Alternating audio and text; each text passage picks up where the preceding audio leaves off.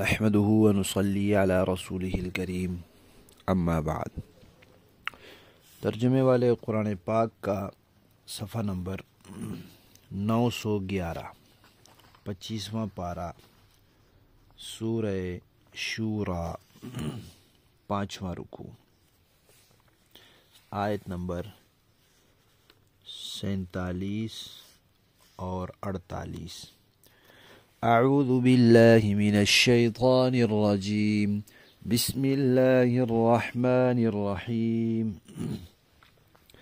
इस्तजीबू लिरब्बिकुम मिन क़ब्लि अन यअतिय यौमुन ला मरद्द लहू मिनल्लाह मा लकुम मिन मल्जइन यौमइज़िन व मा लकुम मिन नकीर।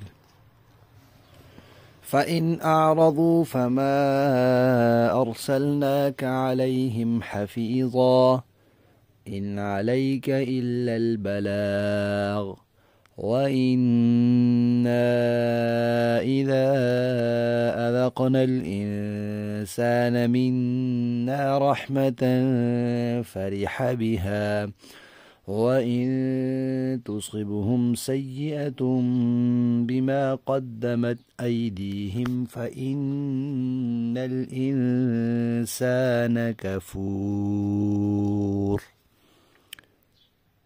सदक़ल्लाहु। पिछली आयत में इस बात का तज़किरा आया था कि हिदायत, ईमान, तक़वा, नेक अमाल यहाँ दुनिया से लेकर आखिरत में जाना है, वहाँ ये चीज़ नहीं मिलेगी। और जो लोग नहीं मानते उनको अल्लाह ताला नसीहत फरमा रहे हैं कि भाई आखिरत के आने से पहले पहले ईमान ले आओ। अगर तुम ईमान ना लाए और आखिरत में पहुंच गए, ईमान लाने से पहले पहले आखिरत में पहुंच गए, तो फिर तुम्हारे लिए पनाह की कोई जगह नहीं होगी। और जब अल्लाह ताला की तरफ से तुम्हारे लिए फ़ैसला कर दिया जाएगा, उस फ़ैसले को रद्द करना, टालना, ख़त्म करना तो बड़ी दूर की बात है। उस फ़ैसले पर नज़र सानी के लिए भी कोई दरख्वास्त नहीं दे सकेगा। दुनिया में होता है, निचली अदालत, सेशन कोर्ट, ज़िली अदालत फ़ैसला करती है, उसको हाई कोर्ट में चैलेंज कर दिया जाता है। हाई कोर्ट उसको मुस्तरद कर सकता है। हाई कोर्ट में कोई फ़ैसला होता है, उसको सुप्रीम कोर्ट में चैलेंज कर दिया जाता है। सुप्रीम कोर्ट में कोई फ़ैसला होता है तो ऊपर तो उससे कोई अदालत नहीं है, तो वहीं दोबारा नज़र सानी की दरख्वास्त दी जाती है कि इस फ़ैसले पर नज़र सानी की जाए। लेकिन अल्लाह ताला का फ़ैसला इतना दुरुस्त होगा, इंसाफ पर मबनी होगा, ठोस गवाहियाँ भी होंगी और कोई होगा ही नहीं वहाँ अल्लाह के बराबर, अल्लाह के मुकाबले में कोई होगा ही नहीं। ना ज़रूरत होगी और ना गुंजाइश होगी कि कोई वहाँ नज़र सानी की दरख्वास्त दे। तो ऐसी जगह जहाँ एक दो टोक फ़ैसला है, वहाँ नज़र सानी की गुंजाइश भी नहीं होगी, तो उस जगह में बाद के पछतावे से बेहतर है कि यहीं से वहाँ का साजो सामान और तैयारी ले कर जाओ। इंसान किसी ऐसे सफ़र में जाए, उसको मालूम हो कि ये जो रास्ता है, यहाँ रास्ते में पेट्रोल पंप नहीं है, कोई दुकान मार्केट नहीं है, कहीं से पानी खाना नहीं मिल सकता, तो वो अपने ही जगह से उसका इंतज़ाम करके जाता है। गाड़ी में पेट्रोल पूरा डलवाता है, खाने पीने की चीज़ें साथ रख लेता है, उसको मालूम है रास्ते में नहीं मिलेगा। या जिस जगह जा रहा है वहाँ जो चीज़ ज़रूरत है और वहाँ से नहीं मिलती तो वो अपने पास लेकर जाता है, वरना वहाँ परेशान होता है। तो यही अल्लाह ताला बता रहे हैं कि भाई एक अब हमेशा रहने की जगह है और वहाँ ईमान नहीं मिलेगा, वहाँ हिदायत नहीं मिलेगी, यहाँ से लेकर जानी है। यहाँ से लेके जाओगे तो ठीक है, नहीं तो फिर नहीं। پھر نبی پاک صلی اللہ علیہ وسلم کو تسلی دی ہے کہ آپ کا کام پیغام پہنچانا ہے، آپ کا کام منوانا نہیں ہے، لہذا اگر لوگ آپ کی بات نہ سنیں، منہ موڑ لیں، اعراض کریں تو آپ صبر کریں۔ ہم نے آپ کو ان کا نگران بنا کر نہیں بھیجا، نبی اور رسول بنا کر بھیجا ہے۔ نبی اور رسول کا کام ہے پیغام پہنچا دینا۔ ہدایت آپ کے اختیار میں نہیں ہے، ہدایت اللہ کے اختیار میں ہے، اور اللہ ہدایت اس کو دیتا ہے جو خود ہدایت چاہتا ہے۔ پھر فرمایا کہ انسان جو ہے عجیب ہے، ذرا خوشی آ جاتی ہے تو اکڑ جاتا ہے، اترانے لگ جاتا ہے، بجائے اس کے کہ اللہ کا شکر ادا کرے کہ یہ اللہ تعالیٰ نے مجھے خوشی دی ہے، خوشحالی دی ہے، صحت دی ہے، یہ نعمت عطا کی ہے، اس پر اللہ کا شکر ادا کرنے کے بجائے اترانے لگ جاتا ہے۔ تو دینے والے کا شکر ادا کرنے کے بجائے خود اس کو اپنے ہنر اور اپنے فن اور اپنا کمال سمجھنے لگ جاتا ہے، فن کا کمال، اپنے ہنر کا کمال، اپنا کمال سمجھتا ہے کہ میں نے یوں کیا تو یہ مجھے مل گئی، تو اس لیے وہ پھر اللہ کا شکر ادا نہیں کرتا۔ اور کوئی تکلیف آ جائے، کوئی مصیبت آ جائے تو پھر ناشکرا ہو جاتا ہے، پھر بھی بھول جاتا ہے کہ اللہ تعالیٰ نے آزمائش کے لیے یا کسی سزا کے طور پر یہ حالت مسلط کی ہے، تو میں توبہ کروں، میں اللہ سے معافی مانگوں، میں اپنے درجات بڑھاؤں۔ وہ یہ اس طرف نہیں آتا اور ناشکرا بن جاتا ہے۔